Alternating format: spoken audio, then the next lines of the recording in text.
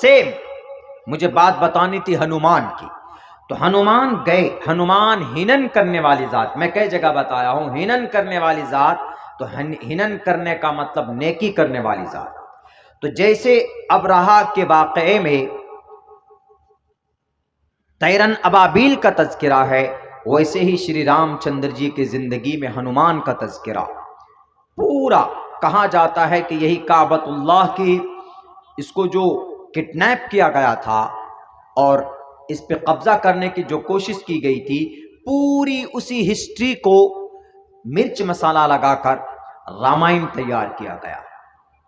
عبد المطلب رام چندر جی، کعبۃ اللہ سیتا میاں، راون ابرہہ بادشاہ، طیرن ابابیل یہاں پر، وہاں پر ہنومان جی۔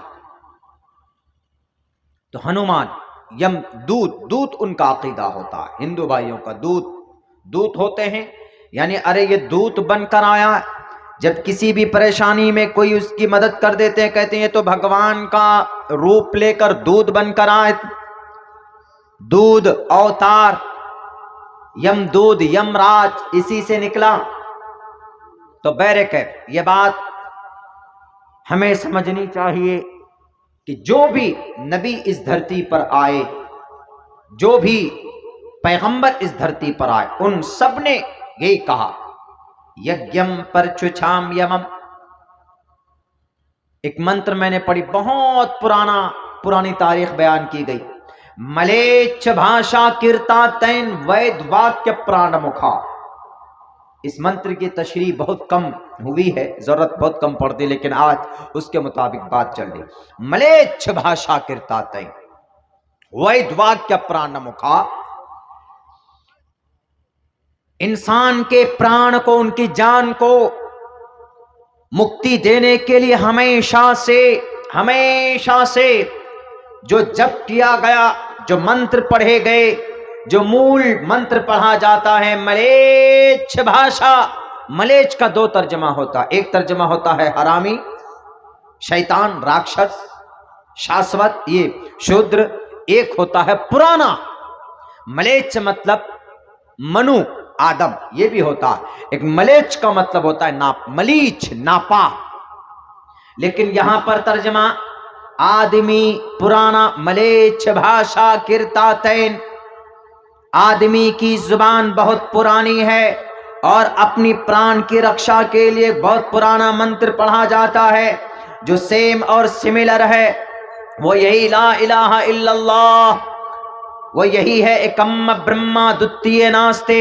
تو ہر نبی کے زمانے میں کلمہ یہی رہا، لا الہ الا اللہ کلمے کا ایک پارٹ، اور جو نبی اور جو رسول ہے وہ اپنے حساب سے، جو رسول ہے وہ اپنے نام کے حساب سے، جو اللہ کا پیغمبر رسول ہے وہ فٹ کر دیتا تھا، عیسیٰ رسول اللہ، موسیٰ رسول اللہ، لیکن پہلا جز لا الہ الا اللہ کبھی چینج نہیں ہوا۔ ہم نے کہا کہ میرے بھائی صاحب جو بھی تھے، حضرت ابراہیم کو ماننے والے، حضرت موسیٰ کو ماننے والے، ان کا یہ عقیدہ ہے کہ ہمارا معبود اللہ ہے اور ہمیں ہمارا نبی اور ہمارا رسول فلاں فلاں صاحب۔ حضرت ابراہیم کی شریعت کو ماننے والے حضرت ابراہیم کو اللہ کے رسول مانتے تھے، اور ان کا یہ عقیدہ تھا کہ اللہ معبود ہے، معبود اللہ کے سوا کوئی نہیں ہے اللہ کے بعد، اور ہمیں اس دھرتی میں موت آنی، ہمیں مرنا ہے۔ آخرت کا عقیدہ اور اللہ کے وحدانیت کا عقیدہ اور فرشتوں کا عقیدہ، یہ عقائد کچھ ایسے تھے جو کبھی بدلے نہیں ہیں، کبھی نہیں بدلے، ہمیشہ سے چلے آتے رہے۔ ہاں شریعت کچھ بدلتی رہی، جیسے حضرت موسیٰ علیہ السلام کی شریعت تھی، اگر ناپاکی بدن میں لگ جائے تو کاٹنا پڑتا تھا، دھونے سے کام نہیں چلتا تھا۔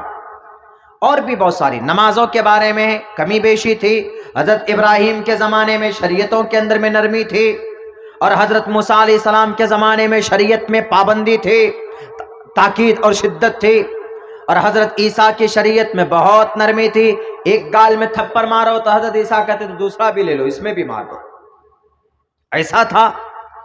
شریعت کے اندر کچھ نہ کچھ تبدیلیاں تھی، علاقے اور سماج کے اعتبار سے شریعت کو پروموٹ کیا جاتا تھا، لیکن جب اللہ کے نبی آئے ان دا اینڈ سارے انبیاء کے آنے کے بعد آخری نبوت کو مہر لگانے کے لیے ملیچ بھاشا کرتا تین وید واکیہ ہمیشہ سے چلا آیا. جو منتر جو آدمی ہمیشہ سے جو لینگویج جو مول منتر پڑھتے رہے اس کو اخیر مہر لگانے والے یجم پرچچام یوم ستدتو تو نیوستی کبریتم پورویم گتم کستد بھارتی.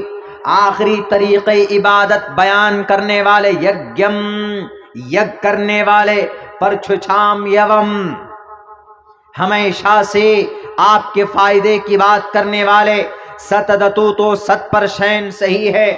نبوستی کبریتم پوری دنیا کے لیے کبریتم پورویم گتم ہمیشہ سے پوروت سے چلا آ رہا ہے. پورویم کستد بھارتی آنے والے وقت کے لیے رہے گا. سیم میل کھاتا ہے ملیچ بھاشا کرتا تین یجم پرچچام یوم ستدتو تو نبوستی. اب جب نبی پاک علیہ السلام آئے ان کو نبوت جب دی گئی اب حضرت موسیٰ کی شریعت کا کیا ہوگا؟ جو نبی آتا تھا اپنے پچھلے والے نبی کی رسول کی شریعت کو بند کر دیتا تھا.